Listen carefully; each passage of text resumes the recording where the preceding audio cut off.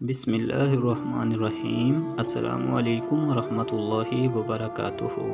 تو پیارے دوستو بھائیو، ہمارا آج کا سوال یہ ہے کہ نماز میں میں نے بہت سے آدمیوں کو دیکھا ہے کہ سجدہ کرتے وقت ناک کو صرف ایک بار زمین سے لگاتے ہیں، کچھ سجدہ مکمل کرنے تک ماتھا ہی لگائے رکھتے ہیں، کیا ان کی نماز ہو جاتی ہے؟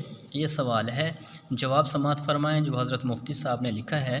جواب میں حضرت جی فرماتے ہیں، سجدہ میں پیشانی اور ناک لگانا دونوں ضروری ہے۔ صرف پیشانی لگانا، ناک نہ لگانا مکروہ تحریمی ہے اور ایسی نماز کا لوٹانا واجب ہے، اور ایک بار ناک لگا کر پھر نہ لگانا غلط ہے۔